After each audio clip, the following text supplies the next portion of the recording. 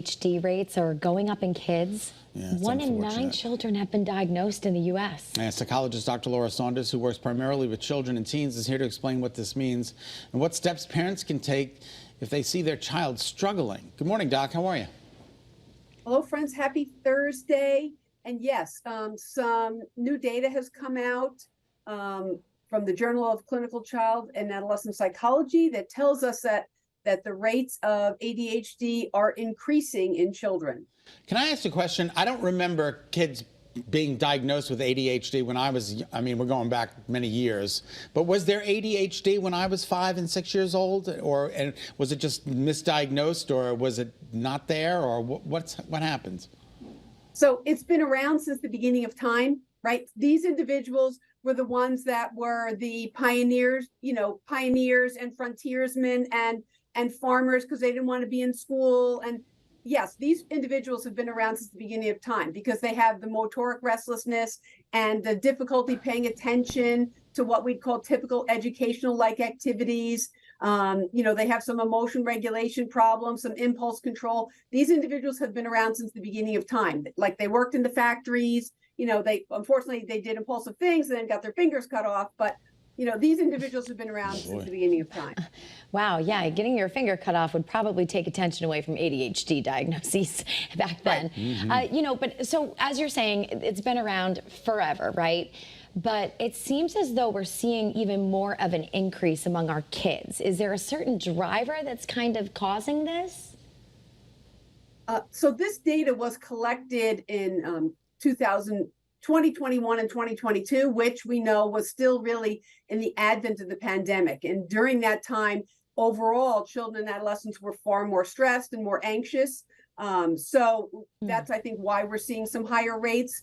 But for the most part, what we're also doing is we're getting better at understanding what a true attention deficit disorder looks like, and that it kind of looks differently in boys than it does in girls. Yeah, that's a really important nugget of information there. Can you explain the difference, how it manifests in boys as opposed to girls? So in boys, we do tend to see more of the impulsiveness and the motoric restlessness. In girls, it tends to be more the inattention, where the attention and concentration issues and the organization issues are a little bit more prevalent. So it looks a little different, but it's all along a continuum. So for those who are watching, Doc, could we just kind of back up for a moment? What exactly is ADHD? An attention deficit hyperactivity disorder is actually considered to be kind of a neurological thing, that the brain's wired differently. The core symptoms are, as I said, impulse control, attention and concentration, motoric restlessness, and the emotion regulation. And I've done a segment on Kara's Cures on emotion regulation. So these core symptoms really make it difficult for a lot of these young people to do well in school, right? And 100 years ago, school looked very different, and people, there wasn't as much of an emphasis on education as there is now. And while that's important, we also need to accommodate those individuals who don't fit well in a traditional educational setting. And what's the answer? Is it medication? Is there behavioral therapy, or is it both? There are a lot of behavioral and educational accommodations that can be made well before therapy.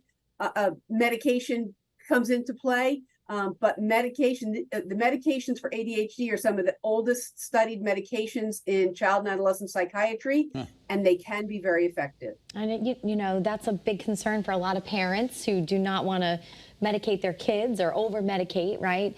But what would you say to those parents who are being presented with those diagnoses in their kids and they're hesitant about the medication? What would you say to them? Well, there are lots of things that you can do. There are, as I said, behavioral and educational accommodations that can be made, but those behavioral and educational accommodations need to be at home as well. So it's not just at school. There's a lot of changes in the way that these kids need to learn and understand things. You don't give them 4-step directions. Pick up your clothes, put it in the laundry basket, then bring the laundry basket out, right? They can't do 4-step directions. So you have to make changes in the way that you manage them. Otherwise, these kids are getting constant negative feedback. Stop tapping your pencil. Stop tapping your fork at the dinner table. Stop doing that. Right? They get a lot of negative feedback, which then affects their self-worth. Last question. Do you stay on medication for good, or as an adult you taper off, or what?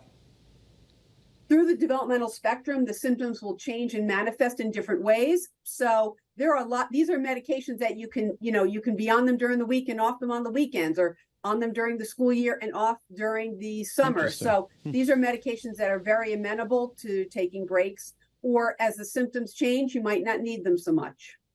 Well, we can't thank you enough, Dr. Laura. Always a plethora of information, which we can certainly use. Happy to be here. Have a great day. You Me too. too. Thanks.